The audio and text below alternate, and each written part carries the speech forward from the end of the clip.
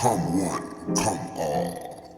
You are now plugged into The Aux, your weekly source of hip-hop, rap music, and everything underground. Roll yourself up something potent, pour yourself a drink, get yourself comfortable. We finna chill.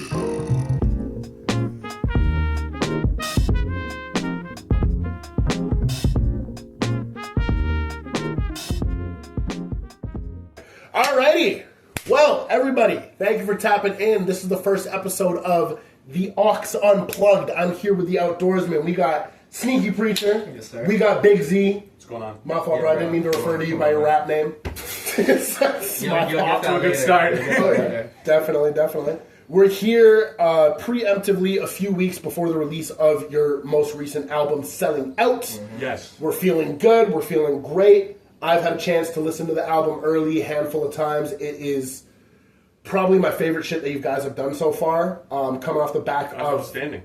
Say again? I thought that's outstanding. Oh, yeah. Just because Great Outdoors last year was really fucking dope. I tapped in with that after, getting involved with all the Secret Scripture shit. Yeah. And yeah, dude, it's sick. So as per tradition on my little show, I like to ask my guests, what have you guys been listening to recently? That's a great question. I want to start us off. Yeah, so today we started off with a little bit of SD Kid. So real. So fucking real. SD Kid is Project Rebel. Really good. I think we've both been fucking with that one recently. A lot of our friends and just like all of us together whenever we get together. And then Natural Progression, we went to some modern jazz quartet. Yes, absolutely. Yeah. And that's kind of the extent of it, to be honest. It was really just SD Kid and modern jazz quartet. One hell of a fucking dichotomy as well, right? The dichotomy is crazy. The dichotomy is crazy. So that's way too terminally online. I'm not even gonna. The fact that the image fucking flashed into my brain as you said it, don't even trip, bro. Don't even trip. What about you? I've been listening to all types of shit, bro. I listened to some Paul Wall this morning, the People's Chant, bro. Hype shit, got me going. Very motivational. I've listened to a lot of like Arabic music recently. Right on. Hard. So like a lot of like Feiruz, stuff like that.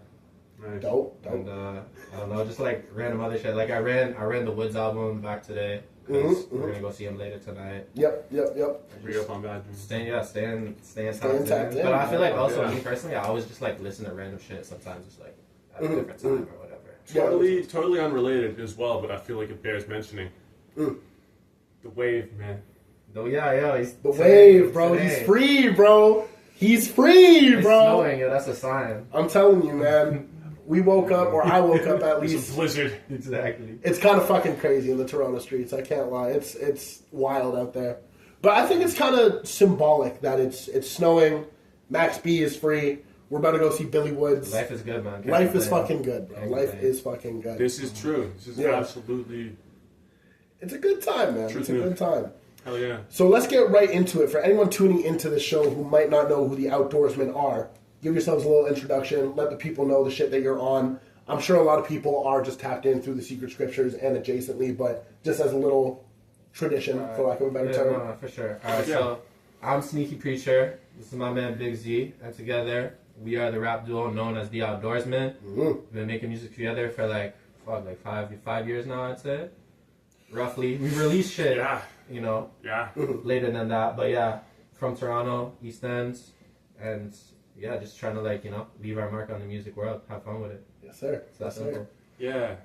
I think, I don't know, stylistically we kind of are rooted in like lyrical rap, more kind of old school styles, but we, I don't know, do other shit too, and we kind of just do what we want to creatively, whether or not it's conductive to building a fucking niche or a following. At the end of the day, what the fuck is music if not a platform to just express yourself how the fuck you want to express yourself, and all the rest of the shit comes second. So that's what we do, and I think we might have more whimsy than the average rap duo. 100%, man.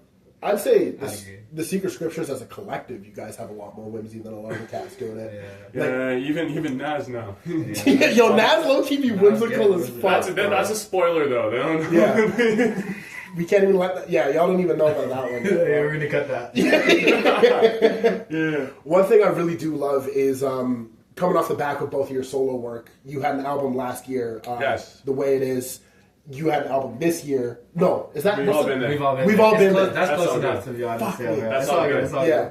good. And then your album earlier, Alleyways, which Yeah. came out in, I want to say, like, It was like June, in the June. summer. Yeah.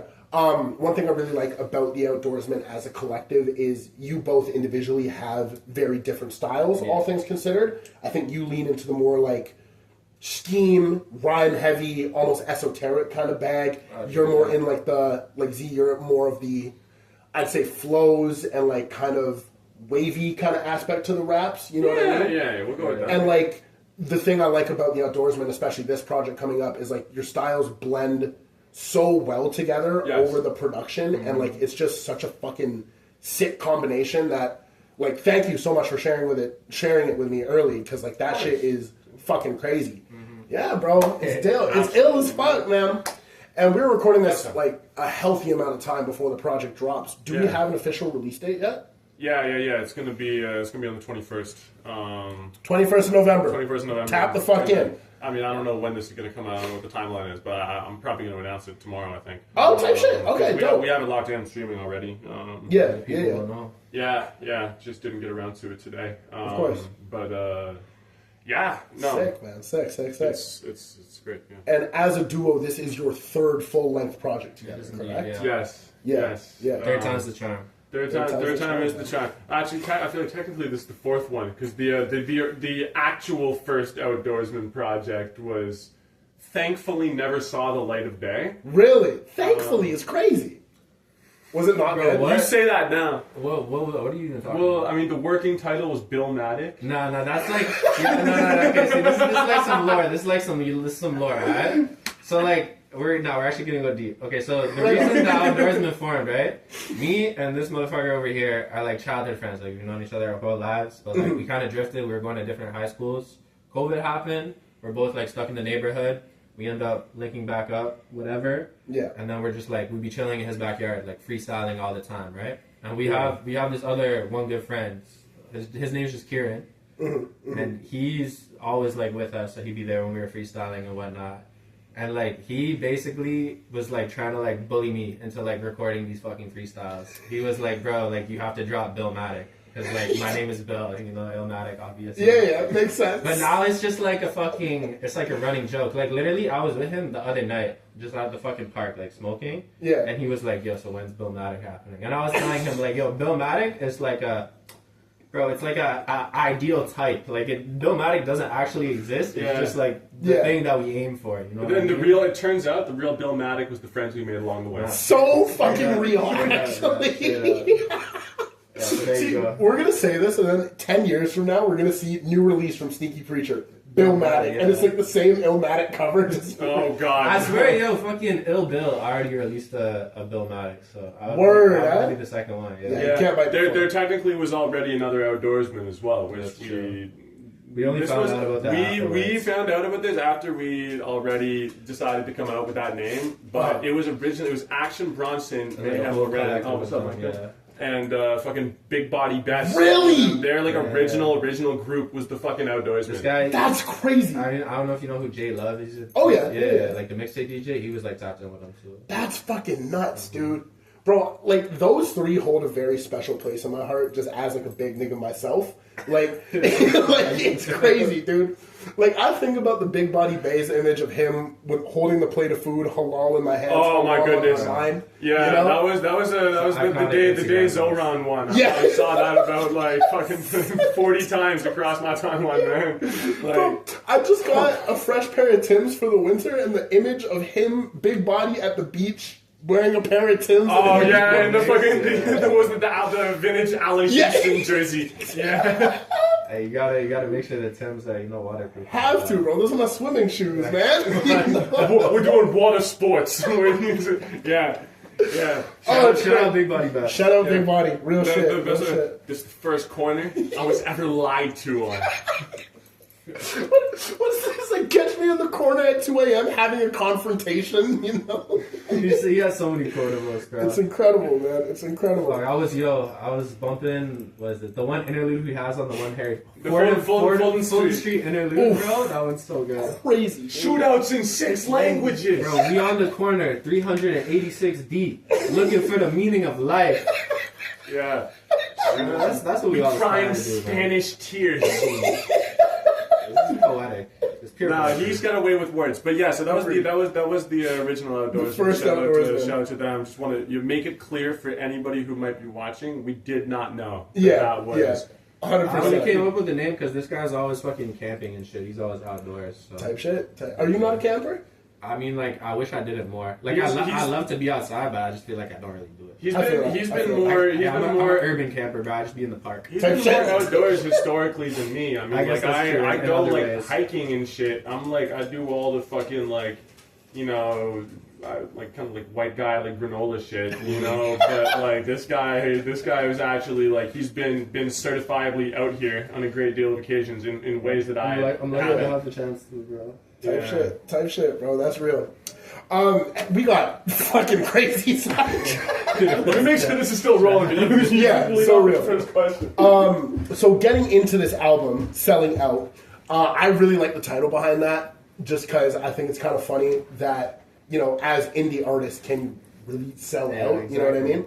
So I kind of want to know the idea behind that title, kind of the vibe behind it, because you don't really talk too much about selling out on the album other than the title track, all things considered. So I want to know if it's like a joke, a commentary. I wrote in my notes, is it a threat at one point? Which I think it's like. I promise it's not, guys. Okay, cool. I would say, like, I mean, the whole idea for this album was, like, obviously, last shit, Great Outdoors, was a lot more, like, old school, boom bap, you could say. And, you know, that's what we, like, came up listening to even. The fundamentals, yeah, right? exactly. Of course. But I feel like as like I've grown older and my music taste, specifically in rap, has like diversified a lot more. I've gotten a lot more like in tune with some of the more like kind of like melodic trap shit, drill shit, all that type of stuff. And this guy's kind of always been on that more so than me. Yeah. So for this album, I remember I was like, I forget what I was listening. I was listening to something, but I came over to this guy. It was El Cousteau. Probably. So real. And I was just like, bro, what if we just make an album of just bops? Yeah. Like, type shit. This is like way back. This is like a year and a half ago now. 2 years ago, probably. Yeah, we were bumping some. It was some fucking. I don't know what the song was, but it was just like this like beautiful like kind of like drill inflected like love song that like El Cousteau had made, and you're like, yeah, we gotta make some pops, man. Type shit. Not for real. Type shit. And I mean, trying to get our swag on. Cousteau's a great example too because it's like probably more accessible than maybe like a. I don't know, a Billy Woods or something, but it's like not a solo. exactly. You know? But it's still very much rooted within like fucking like he's rapping, like you know, like it's rooted within that sensibility. So I mean, I don't know, it's kind of where the idea of making pops came from. I feel like branching out from that, like the actual title, Selling Out, right?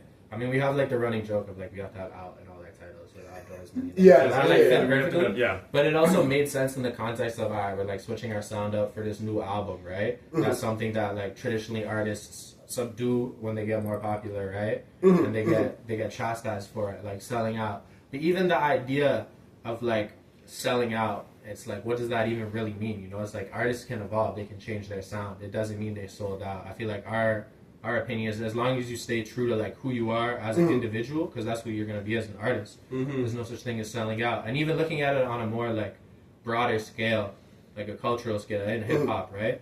Like we see now, there's, I mean, like, you know, the money's been in hip hop for a long time, but we see now like it's almost like the system kind of has started to fail. Like you see, like there's no hip hop song in the top 40, whatever the headline was. They won't invest in artists anymore. Exactly. No new stars can be created. It's like that selling out reaches a certain point where, cause it's like so far removed from who the artists actually are, it's not going to work no matter the money behind it. So I feel like it's almost a little commentary on that. So. Yeah. It's a little meta in that sense. Yeah, it is pretty meta. That's how I always thought it's kind of like an abstract concept that you can like apply to. It's really like I mean I think that the title itself did kind of come from like an offhand joke I made or whatever. It was literally just like, we're gonna make an album of bops, selling out. We kind of right? laugh about it. But I mean, I always thought of it as also kind of taking the piss out of this kind of, and I say this with love because I am also a dust head. There's a certain type of like kind of like dust head like kind of reductive argument where it's like an artist kind of can't like change like their the dudes sound. who don't want to hear at all. any singing or shit like Yeah, that. Yeah, exactly. Like no singing. Like we don't even like Jay-Z. Yeah. The same heads that got mad at Mike for dropping the pinball album. Yeah, some right? shit like that. Like, Yeah. Yeah. Well, and I mean, yeah. You want to talk about like I don't know, like influences or whatever. I mean, like shout out to like Tony Seltzer. Right? Like Absolutely. There's That like, 10K sound is kind of all over this thing, which I like quite a bit. Definitely a huge inspiration. Yeah. It's that's a very good explanation for it because I think just the rap game as a whole now, it's so hard to get the financial backing and like make it real. Like, of course, we're making art for the sake of making art. We're not making art for the sake of profit, but of course, it's so hard to make art that can also profit without a whole fucking nightmare of shit that you're dealing with, right? Yes. So yeah. I like that it's kind of on the nose in like an ironic kind of way, right? Yeah, it's dope. It's super, super dope. Yeah. Sonically, compared to the last few albums, this feels like a completely different direction. Like we were talking about how you guys kind of made your bread and butter off that like fundamental hip hop, almost backpack rap kind of shit, where this has like a much dancier kind of like housey kind of sound at times. I was telling you before we started recording, I said it almost has like a Chinese kind of vibe to it. Which I thought that I was tweaking, and I was like upstairs. I heard that I was ripping a piss. I was like, he was like, yo, so I feel like this album's more Chinese than the last. I was like, there's no way he actually. Every album is just gonna get more Chinese than the last one, so we're rapping it in, bro. The next one is just called like a tea house in Chengdu. Like you got. No. Am I crazy for saying that? You know what I mean? I think there are some. I mean, I don't even know what the fucking. Seeing as wokeness is officially back. I gotta figure out the politically correct term for this again. I mean, there's more Eastern sound? Yeah, that's what I'm saying. That's what I'm saying. Where literally we were talking. You sampled the Epic of Gilgamesh at one point. No sample snitch. Oh, yo, my fault. I'll cut that shit out. Yeah, I never said shit. But like in the Sonics, there is a lot more like Eastern kind of shit. Like we have the Othman joint, and that's kind of his bag. Yeah. Yes. Even the joints that you produce like have those different kind of wave of samples where like to me, I was just listening to the shit and I was like, damn, like they're getting Chinese, bro. Like, and like maybe that's just me. Like, look, man, art is up for interpretation. So real, so fucking real. There's no set meaning to it. Like to me, I was listening to Kirikou and I was like, damn, like this shit, like I could see myself like out here in Huangzhou sipping tea, bumping this shit. You know what I mean? Like that's the kind of music we're trying to make. See, the thing is, we're making music to sip tea to. I can't even speak to that one without the sample snitching. Yeah. Actually, no. Here, I can do it. All right. So breaking it down, the track Kirikou specifically, that's gonna be on the album, right? Yeah. So it gets its name from a movie from 1998, I believe, like late 90s. Yeah. It's a French-made movie, but it takes place in like West Africa, and it's all about like West African like mythology and folklore. Okay, right. It's called Kirikou la sorcière. And anyway, I watched that movie when I was a really young kid. When I was 5 years old, I moved to Rwanda with my family, and I lived there for 2 years. And I have like distinct memories of like watching this movie at like my school's library and shit. And it's a fire movie, y'all. It's about this little kid Kirikou who like comes out the womb and he's like mad smart already, and he basically just fixes all his village's problems because they're getting oppressed by this evil witch, Kahaba, la sorcière. And, right on. Yeah, Kirikou, he goes on a magical quest to help free his village. And the animation is beautiful. The soundtrack is super fire. And so that's like where the inspiration from that track comes. He's got some fucking wheels on him, bro. He can run super fast. Work, like that's where the bar came from. Word! Okay. Oh, that just made it 10 times harder. He's like running like between him and like prime Roadrunner, bro. Like I don't know who's winning Kicking up that. mad dust. That's crazy. That's Yeah. crazy. Okay, that makes a lot of sense.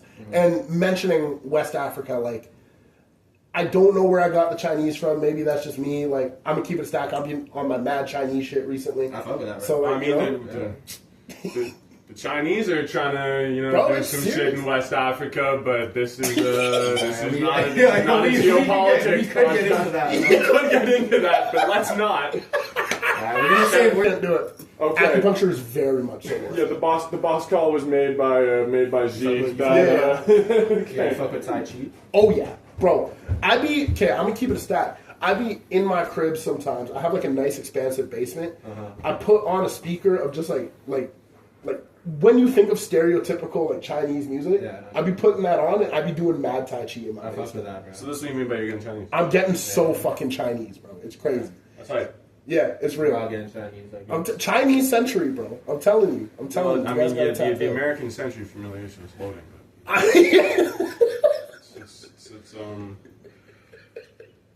This has got to be one of the craziest interviews I've recorded. let's talk about the political and economical state of the world. I'm man. saying, the bro. won I'm will saying. become the global reserve currency before Joel Embiid makes the conference finals.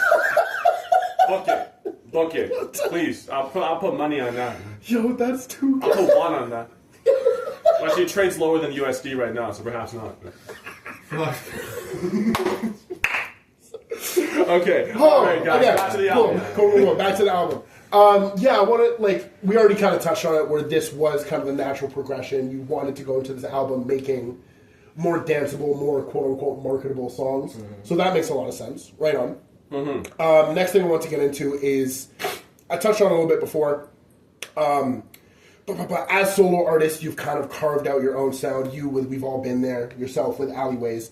I want to know, in the creative process, when you guys get together as the Outdoorsmen, where does the spark come from? Where do you know to play off of each other's strengths? You know what I mean? That's a great one, especially for Yeah, this one. it depends on like the song. I feel like, I mean, the beats we kind of already chose. Like, we got some of the Subject 5 beats I've been sitting on for like a summer basically, and then like he made probably like half of the shit on there, Yeah. and then we linked with Pudge, with Teddy later. Shout and out he Pudge gave us God. 3 beats. Shut up, Pudge. Real? But I feel like for the first tracks we wrote, he would like send me the beats, and we were separated. Like, I was overseas and shit, and like I would come up with a verse, or he'd already have a hook idea. It was kind of just like the simple like bouncing ideas off each other. But like when we know like we've got it right, we like lock in and hone in on that, and we build up that. Yeah. So we would send a lot of kind of reference tracks back like asynchronously. So there's like half the project that was made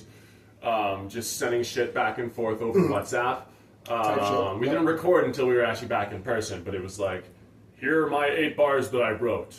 Let me know what you think, kind of deal. Yeah. And then the other half was, I would say, made more spontaneously over the summer.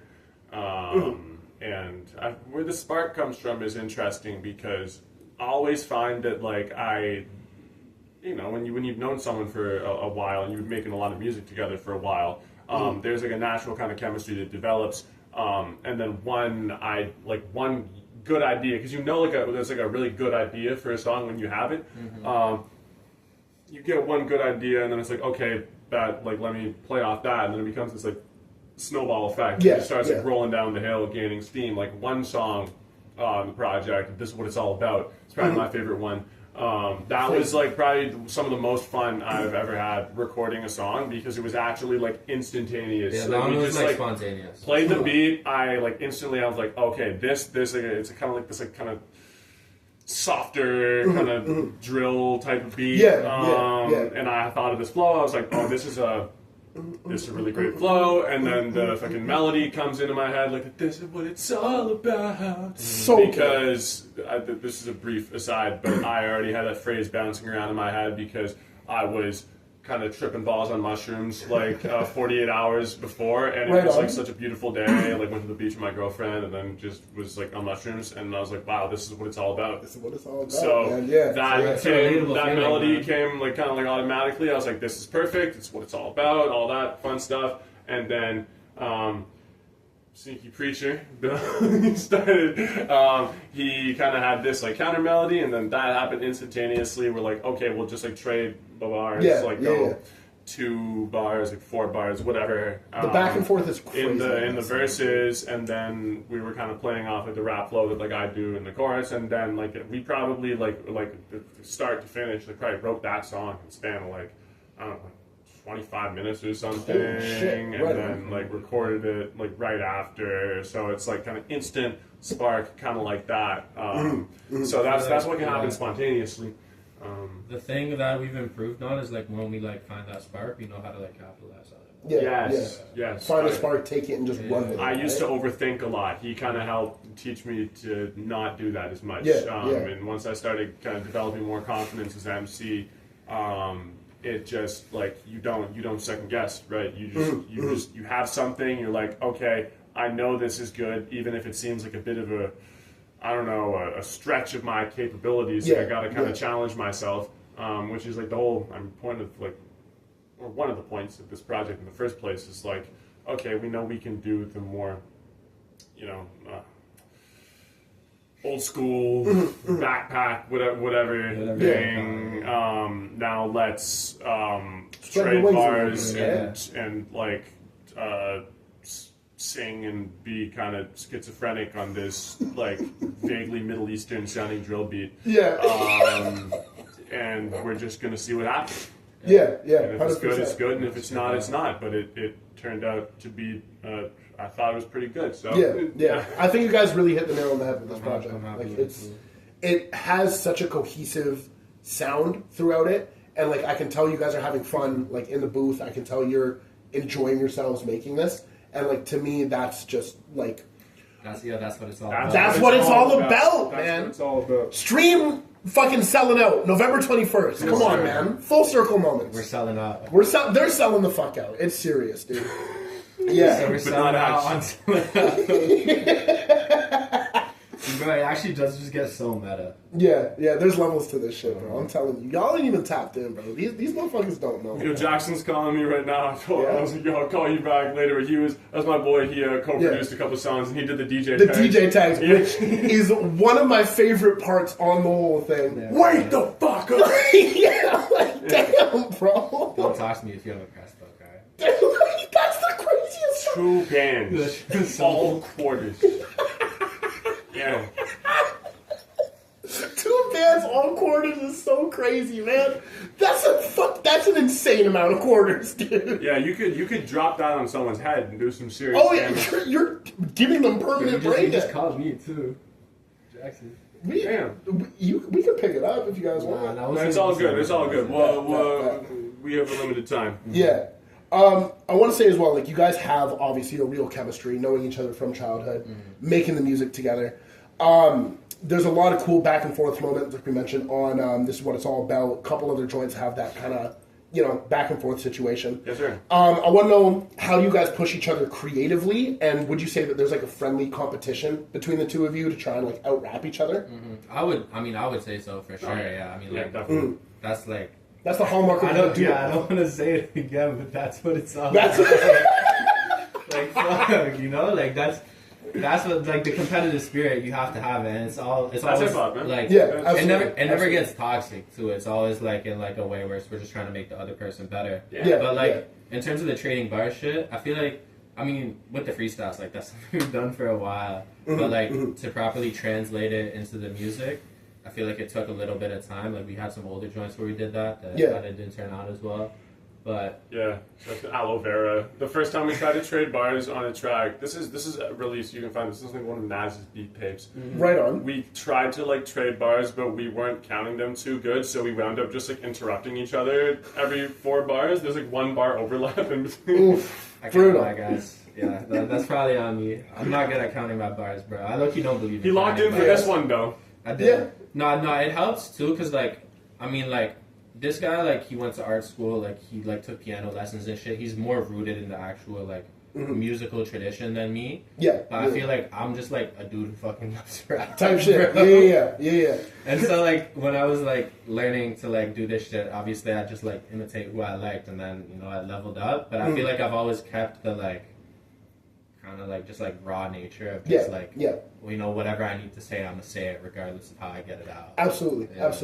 Like, one thing I've noticed, especially listening to like all of the Secret Scripture shit, is you guys each have your own kind of distinct styles. And I feel what I like so much about like your music is you don't, like, you're a very technical rapper, but you can tell it's very free-form, just saying shit, getting it out, as opposed to, like, someone like No God, for example, who I know is, like, meticulously counting each syllable. Yeah, you know he's what I mean? much more structured. Yeah. But that's what's so dope about it, is you guys each have your own strength and your own individual, like, niches. Yeah, that's why I feel like it works so well. Yeah, absolutely. And, like, being able to tap in with the Secret Scriptures, like, as a whole, like, you guys are, in my opinion, at the forefront of the Toronto underground right now. Like, at least for the shit that I like. Yeah, we'll take it, bro. Yeah, Hey, like, man, I appreciate that. for sure. Since I tapped in with Wavelength, which was the first Secret Scriptures project that I listened to, like, going back and listening to all of it, like, for the heads who are in Toronto, I know a lot of you motherfuckers watching this are in Toronto. Tap in with the fucking Secret Scriptures, bro. A lot of y'all niggas didn't pull up to the block party. Y'all weren't there. Y'all should have pulled up, man. You missed out. That was like genuinely. Yo, people at the block party, they've already heard something else. I'm saying, bro, hearing this is what it's all about live, bro. And I was like high as shit sitting on that couch. I was like, yo, like. Yeah, well, that's how it's meant to be. That's how it's meant to be experienced. That's how it's meant to be listened to. I'm not gonna lie. I ran back the final mix of that when I was on mushrooms again, and it was like it felt like a real full circle moment. Yeah, 100%. Wow. This is what it's all about. It is, right? It is. Are we still rolling as well? I feel like it's been about 20 minutes. Yeah, low key. Sorry. Guys, we're having too much fun. We're having too. I'm sorry. This is what it's all about. Yeah. It's 20-minute intervals. We'll be all right. Sick. Yeah. Dope. We still got the audio. We're chilling, man. We're chilling. Yeah, but no, I wanted to speak to the friendly competition thing a little bit because it's absolutely like making each other better, and I like studied this guy as well because when we started off, I wasn't the best. He was wrapping circles around me. I won't mince words. I was always a better writer than I was a performer, at least up until like the last year, I'd say. But there's no better feeling than having you can have a verse and you can have stuff written that you're incredibly proud of, but it's another level when it's like I remember. So it's Rap Name, it's the second song. That's the song that we have like the oldest like written like stuff for. Like I wrote like my verse and the hook to that song like around when I was working on my solo project. We've all been there. So that's the oldest one, and then Bill did his verse a little bit after that. But I remember writing that. Wasn't really sure what we were going to do with it. I was like, it's probably going to go on Selling Out. We made a beat for Selling Out. But I remember being so proud of that verse. I was like, this is like some of my best shit. I love Bill. You know, I think he's a very good rapper, but I don't really see how he's going to fuck with me on this, to be honest. And then fast forward a little bit. He finally sends his reference track back. I'm like, all right, listening party, because I played the original, like my reference track for my roommates at the time, and they were liking it. So I was like, all right, sit down, let's see what this guy's got for us. And I'm listening to him like, fuck, he did it again. He got me. I'm not gonna lie. He fucking got me. And that's a great feeling. You know? Absolutely. Especially when it's your peer and your co-artist that you're making the project with, knowing that, like, damn, this motherfucker is crazy. Yeah, you know? Exactly. Yeah. Exactly. It's never a good feeling. Like, I be talking about my raps. I don't have anything out, but like getting a feature and then the feature is weaker than your verse, and you're like. You know what I mean? It's not a good feeling. It's kind of like, what's the point, bro? Yeah, I'm saying, I could have done this better, right? You're supposed to come for me. Like, I could have just, I could have just done two verses in this thing. Extended that I could have just know? done the hook myself, or et cetera. Right? Yeah, 100%. There's something that I don't even know if it's gonna see the light of day, but I have this one track where I got a feature on it. It was some fucking ass, and then I was like, all right, man. And then I ended up sending the same track to Jordan, actually. And then he out-rapped me, like, by a fucking mile, and I was like, perfect. Yeah, like, that's Jordan's improved a lot. Oh, yeah. Shout out to him. Shout out Jordan, man. That's real as fuck. Another one of the cats in the Toronto underground scene that you guys should have your ear on. Finish your fucking album. I know you're watching this shit. Yeah, Finish your fucking this album, guy's been bro. procrastinating harder than fucking No God did, man. I'm saying. And No God procrastinated a lot. For sure. Hey, man. I prefer not to speak. If I speak, I'm in big trouble. He didn't procrastinate. It just took 2 years. Yeah, guys. Did Alleyways take 2 years? It took a long time. It was like on and off and on and off and on. Oh yeah, it was low key supposed to come out like 2 times. Really? Than it actually did. But then I did like a whole like year abroad, like studying and shit. Word, so I was yeah. gone, and then when I came back, I finally had the like time to like put the finishing touches and like actually. He didn't actually procrastinate it; it just kind of got stuck in development hell. Yeah. Sometimes 100%. that happens for a project when you. Spoiler alert! Don't want to fucking shatter anybody's illusions of us here. When you don't get paid full time off of music. 100%. At the end of the day, things happen. Exactly. Things happen. It's crazy, man. It's crazy. Mm-hmm. So okay, right on. How long did this album take to make in total? Not like a couple months at least. Right on. But like I was gone for like some of the songs. Like I was still gone. I only got back in like April of this year, and then we spent like the whole summer recording it. But I feel like everything was recorded by like August. Like early August. Yeah. Damn. Yeah. Right on. Okay. From like, what's that? Yeah, 6 months? Yeah, from the start of actual writing to like finishing all like recording. It's like excluding mixing and mastering. It was like, besides the parts of rap name that I mentioned, that's literally the only exception. It was like from early this year, like in the winter until like summer. So yeah, around 6 months. Damn. Okay. Sick. In terms of the production on the thing, a lot of the production is handled by you yourself, Z. Yes. And then we have a lot of other producers coming into the fray. We got Othman, member of Secret Scriptures. We got Pudge God, part of GTR. Yes, Jackson has a few joints on there. Yeah, draw by Jackson. Yep. And Subject 5 as well, right? Subject 5, Subject. Is he Toronto-based as well? No, so Subject 5 is from Massachusetts. No, he's from Jersey, He's bro. from Jersey. I'm thinking of a DJ. Yeah. Oh, shit. Okay, right on. No. He's Subject's from New Jersey, bro. He's been popping off with like, he dropped a tape with Wiki like 3 years ago. That's when I first like really heard of him. That's where I know the name from.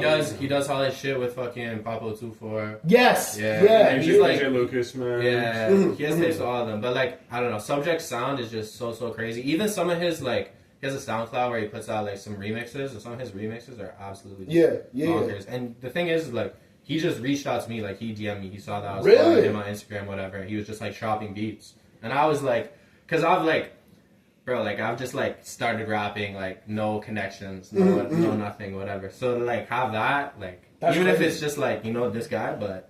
It felt crazy, and like I appreciate it a lot, and I'm glad we got the beats, and I think you know what I'm saying. The Subject 5 we can be proud of what we did with them. Yeah, no, for sure. Yeah, it was like at the very least, even if it's like it's like someone like hitting you up, just be like, oh, like you want to like buy some beats. Yeah, it's business, but I respect it. It's business, but it's still there's respect in there though. Yeah, because even did you send him like Dutch Masters or something? I did. I sent him one of my solo tracks, fucking through email. That ended up on Alleyways. You know what? And that kind of guy, I was fucking gassed up. Yeah, so it's there. It can be business, but there's still respect there. So it's shout out to Subject. He's like 101.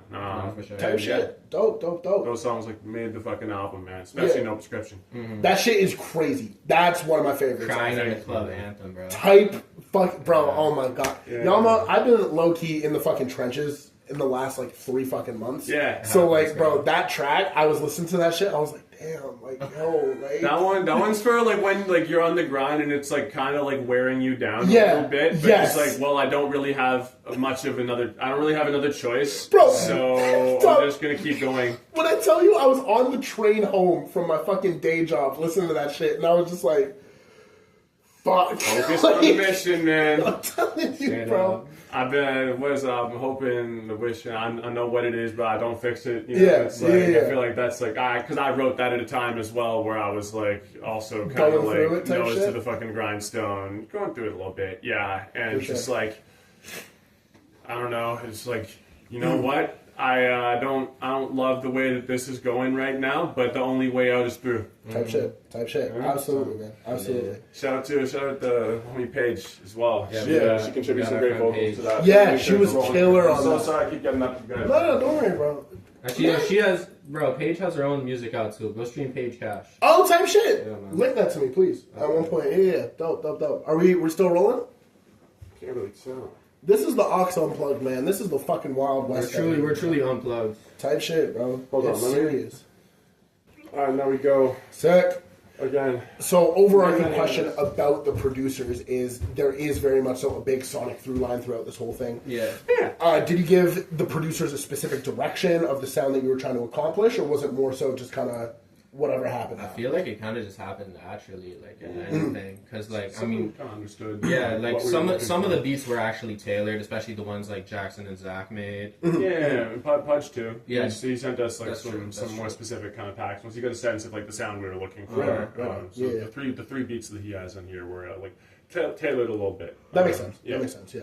And the DJ tags from Jackson, was that just kind of, how did that come about? Because that's one of my favorite parts about the thing. He wanted to host He wanted it, man. to do it. Yeah. Okay. Okay. That's like our homie. Like he's who we started recording music with. So. Type shit. He It was an honor. initially wanted to produce more of it. It was kind of conceived as more of a like the entire project was initially gonna be like all pretty much just produced by me and him because we make a lot of beats together.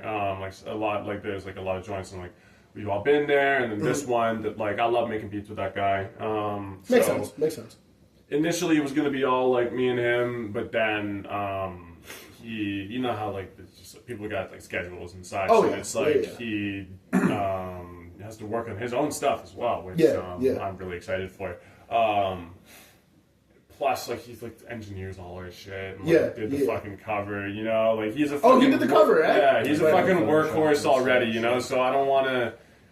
Can't shut him down. I don't want to get too greedy, you know? Yeah. So, I think the tags add like a level to the tape. Like it makes it so much better. It's really funny. It's I don't know. It just felt fitting as well. The project. Because at the end of the day, it's like it's not a joke album at all. Like I mean, it's good music and it's serious in that you just listen to a song, and even if we're like doing some like silly shit a little bit on one song, it's like it's not a joke because you can tell that there was real work and attention to detail put into it. Absolutely. But it does add a nice levity.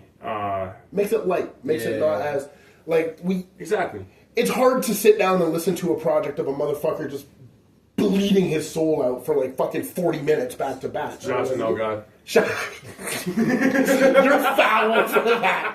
You're foul. Yeah, I can't lie. I do the same shit, bro. You do the same shit. Yo. Too, this guy does the same shit too, bro. Yo.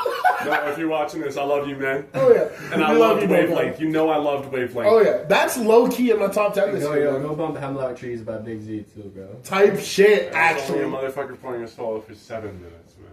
Yeah, as opposed to the 40, right? 7 minutes, 4 chords, bro. We're moving foul. Yeah, I'm never making a power ballad again.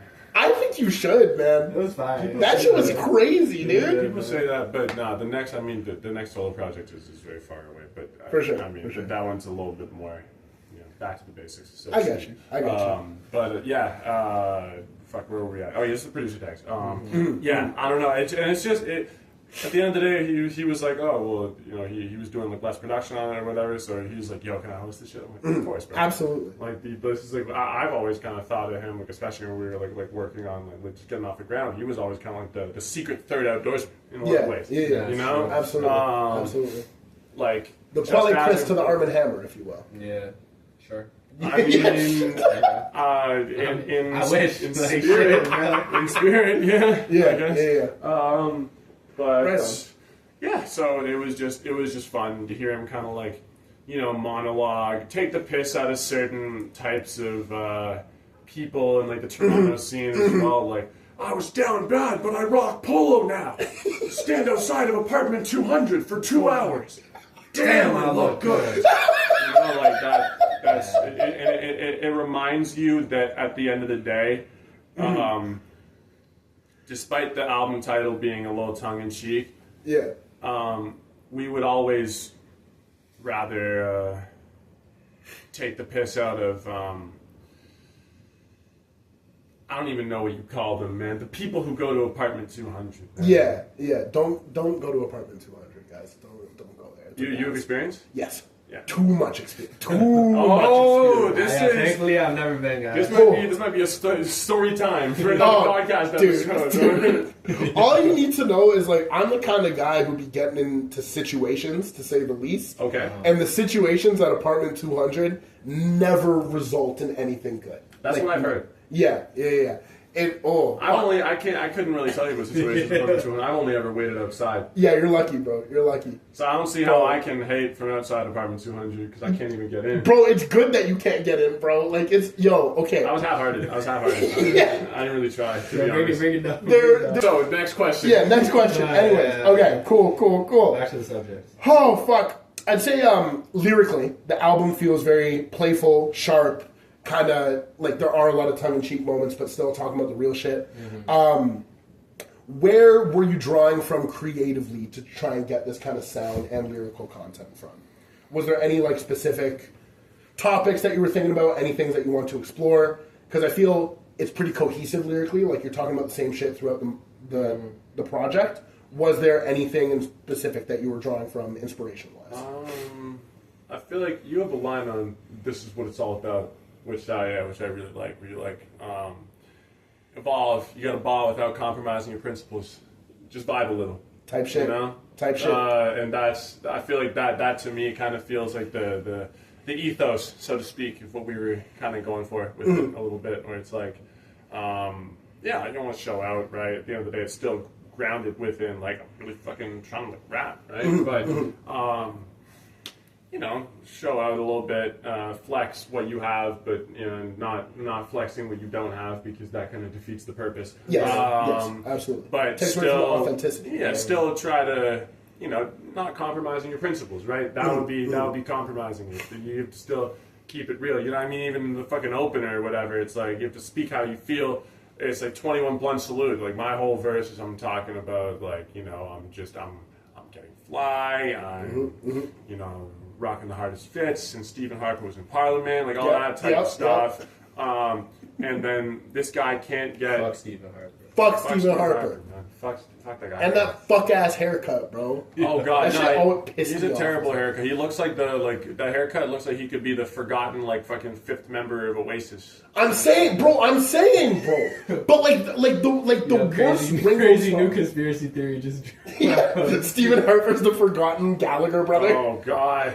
I don't even They're want all dickheads. Nightmare Blunt rotation. New Nightmare Blunt rotation just dropped. But anyways, the point is that you gotta speak how you feel, because the whole song is mostly just about, like, getting fly and getting high. But then this guy comes in and can't make it 10 seconds into his first verse on the first song without talking about the Babylon system.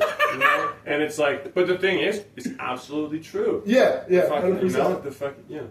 Take inspiration for all that shit in my life. I mean, during, like, I've been saying, like, I went away to study and shit. During that fucking... This is relevant.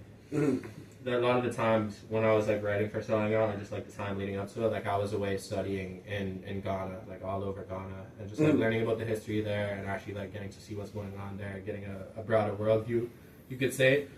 It gave a lot more context to the whole selling out idea, right? Because obviously, like, me and this guy were talking about our lives. Like, we're both, like, coming up, we're fucking broke-ass college students, trying to, like, work these jobs, make enough money to, like, feed ourselves, all this shit. But, like, seeing how it is on, like, a global scale and how all these, like, things are connected, I feel like that's what, like, makes me, like, rap some shit about, like, the Babylon system. Because it's, like, there's fully, it's like... fucking real. It is. There's systems of control, you know what I mean? So, yeah. I don't know. I just be saying shit. No, but it's true, though. And I kind of feel like at a certain point you gotta... I mean, I'm always conscious of this. Like, you kind of have to... Like, if you are, like, like a fucking white man in this fucking space, right? The absolute fucking least you can do is speak how you feel, what your life is really like, because that's just, like, I think that should be to the extent that I can even talk about what should and shouldn't be in fucking... hip-hop, I don't control any of that shit. I have no say. But I always thought that should kind of be the fucking price of admission. Absolutely. Like, just, it's, like, what are you if not like not an outsider per se. How you feel, right? Like, Yeah. and that's just like if it comes into your head, if it's your thoughts, say it. Right? If it's in your life, fucking say it. If it's not, then don't. Yeah, Like, absolutely. I have a big beef with not to get too fucking heady, but like, you know, the cats who like fucking grew up in like fucking gated communities talking about like got it out the mud type. Like, come on, bro, like be fucking serious. Right? Yeah, that's the thing. I'm like, you know, I'm not gonna like fucking lie. I'm say it for the camera. You know what I mean? I'm trying to move out of a pretty comfortable home into a you know, much less comfortable home that is mine, at least. You know? And that's, you know, got it out the middle or whatever the fuck you call it. But got it out like the water. You know what I mean? Like, but at least I'm not lying to anybody. I'm not like, lying for clicks. You know what I mean? 100%. Like I'm just trying to make the best fucking music I can because I love hip hop more than anything, and that's what it is. I think the best music comes from a place of authenticity. Yeah, flip it. Right? I think in a way too, it can kind of like if you flip that on its head too much, it can turn into like a struggle Olympics type thing. Yeah, and that's not good for anyone. 100%. Right? Like you just have it's about being authentic to you. We all go through shit, you know, whether it's better or worse. But you have to speak on that shit. You have to translate it into the music. Yeah, and are you really going to let your struggle define you? Yeah, right? exactly. Yeah, without a doubt. Yeah. I guess moving on to a more like community broad kind of thing. The Outdoorsmen, both of you, are part of the Secret Scriptures collective going on in Toronto, alongside Othman, known as No God. I want to just speak a little bit on like the Secret Scriptures movement, for lack of a better term, and the shit that you guys are trying to do, the shit that you're on, just to like kind of let the people know, because this is a community that I've kind of been tapping in with and something that I really like what you guys are doing. So I guess just kind of like let the people know that shit. Yeah. So Secret Scriptures is like a rap collective. This guy already said obviously all the members, but it formed like 2-3 years ago now, and it's just like a group of like-minded individuals trying to get together, make good music, put Toronto on the map, and have fun while we're doing it. And just hang out, man. Half the time we see each other, we don't even fucking do music shit. I mean, that's kind of how it formed in the first place. We just kind of like, I mean, sometimes we will link up and then make like fucking 8 songs, and sometimes we will link up and make none. Either way, it's just your friends, and that's what you should. You should be doing. I don't know, but rap collective based in Toronto, like we said. Absolutely. A lot of us are kind of. We each have our kind of own little like lanes, the things we're good at, and it's like the Avengers, man. I be glazing a little too much on occasion. That's but okay, by all means. Genuinely, the shit that you guys are doing, especially for Toronto, I feel like there's not really a collective that's doing the same kind of thing. And to me, I think that's something that's so important. That's something that this city needs, all things considered. Because I've been in the Toronto underground for a decent bit of time now, and a lot of it is very cliquey and kind of not pretentious. There's a lot of tribalism that goes on. People stick to their own, and that's cool. Okay. That's what you should. You should absolutely stick to your own, because those are the people who are going to have your back no matter what. But sometimes it can get a little bit. You should also be open to people pushing each other forward as well, right? And trying to connect with you. Like don't. I think the thing with the Toronto scene that I see is like, and I do this too. Sometimes people kind of tend to look a gift horse in the mouth. Where it's like, I'm like, if someone's trying to like reach out to like work like genuinely or whatever, it's like, what is this person's ulterior motive? It's like, what do they actually? Do they have other intentions? And sometimes they actually just want to work with you. Without a doubt. Yeah, that's real. That's real as fuck. Cool. I guess relatively wrapping up. On album 3, what do you think the biggest thing you guys have learned about making music with each other is? Like, what do you think? Kind of broad, but no, it's good. Yeah. I would say this album is like we've like refined the formula even more. Even though it's like a completely new sound. Like triple checking that it's rolling. I'm so sorry. No, you're good, bro. You're good. But just like refining the formula. Like obviously we've been making music for a while. We even talked about that earlier. And like we have a pre-established formula. You know, like a lot of the times Zach will come to me with like hook ideas, or I'll come to him with a verse or an idea for a song, whatever. We bounce shit off each other. But this album, I feel like there was maybe even like a little bit more intention going into it in that, okay, we're like crafting this sound, it's going to be around like this kind of subject matter and stuff. Yeah. So having that intention and that like slight sense of direction helped to make it so that we could like hone in on it more. Absolutely. And Absolutely. I feel like the album came out more focused as a result. Yeah, without a doubt, I can agree with that. Because this does feel like the most focus out of the three that I've heard. And like, yeah. Word, right on. Would you say that you think you have found the Outdoorsman sound, or do you think you're going to continue to evolve and change the styles as they go on? I would say, I mean, like, the type of people that we are, especially this guy, like, we're always going to be evolving as artists, like, always trying to, like, do something new. And it's also, like, I don't know, I feel like getting put in a box musically is, like, one of the worst things that can happen to you. You know what I mean? Without a doubt. So I feel like we've probably found the Outdoorsman sound. I would even say with Great Outdoors. Like, Agreed. You know what I mean? Yeah. This is just like I said before, we're further refining the formula. And, you know, I feel like no matter what type, like what actual sound of music we make, like it's always going to be us. It's always going to be Outdoorsmen. Absolutely. Well, there's a lot of room for change. Exactly. And then just piggybacking off that, also, by the way, it stopped rolling when you were talking about Apartment 200. Oh, so, thank God. Okay, perfect. Well, but we can, I guess we'll, maybe we can just take the last part and we'll just, like, I don't know, we can just have it, like, just audio or something. I don't know what. So what I was going to do is I was literally going to put this, like, the videos in my little OBS shit. That makes sense. And then for the parts that don't have visuals, literally just cut to, like, visuals of the album and, like, shit from the rollout. Oh, fucking splendid. Okay, great. You know what I mean? Great. Yes. Because you guys have a music video coming out as well, right? Yes. The one for This Is What It's All About, and then the one for the title track came out already. Yeah, that one's already out. And then some other shit as well. Working on one for choices. Oh shit! Right on. Okay. Oh yeah, just some. I'll send it to you when it's done. It'll be. It's quite something. Is this the thing that you need the green screen for? Yes. Let's fucking. Yeah, that's all you need to know. Yeah, I just want to quickly say, piggybacking off what Bill said, because he's absolutely right when he's like, we kind of found the sound and the formula with the Great Outdoors going way back, and then solo projects, just like figuring out who we are as individuals. Yeah. I think there was a while where I wasn't really quite sure even like how this album was like gonna work out. I still wanted to do it, but like I'm prone to like fits of kind of second guessing things sometimes. So I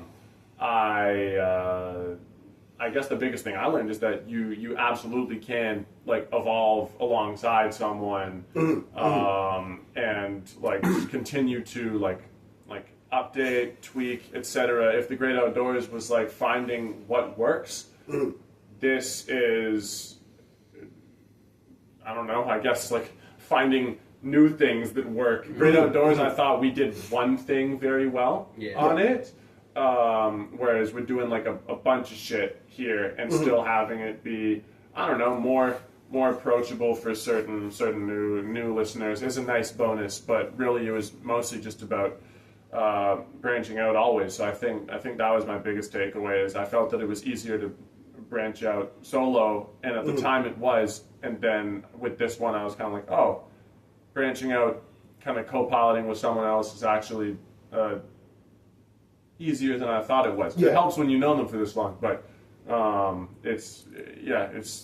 it just felt all really, really natural to an extent that kind of surprised me. So dope. Yeah, absolutely. And that's the thing, the album just feels natural. It feels like it makes perfect sense that this is the direction that you go. This is the shit that you guys as a collective are making.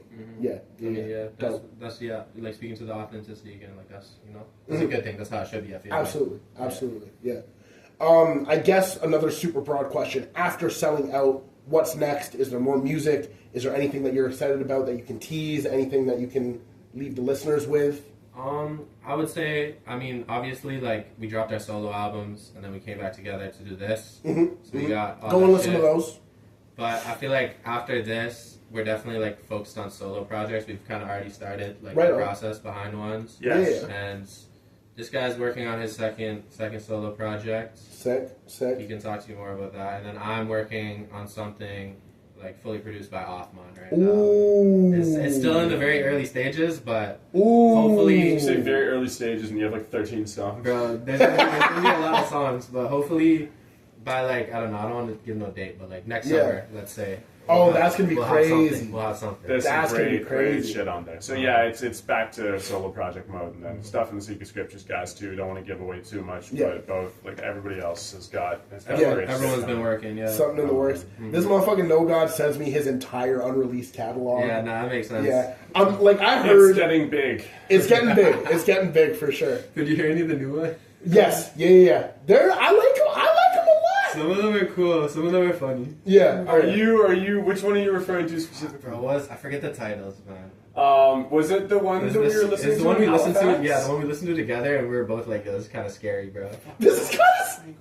Yeah, that shit. What was this title though?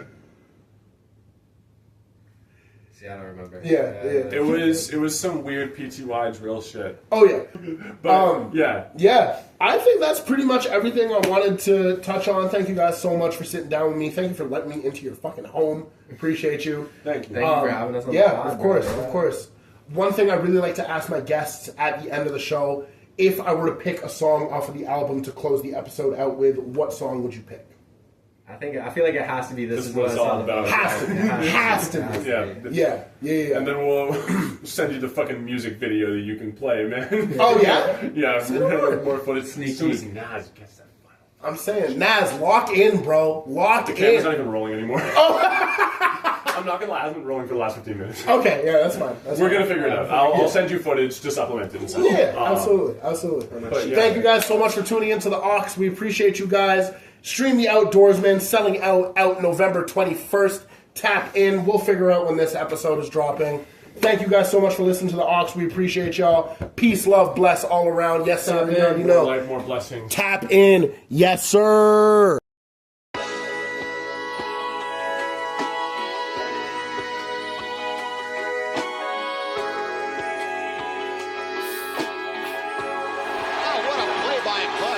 Yeah, lay back in the sun, chase stacks in the funds. I've been on my ass looking dumb, but now I'm ballin' out. This is what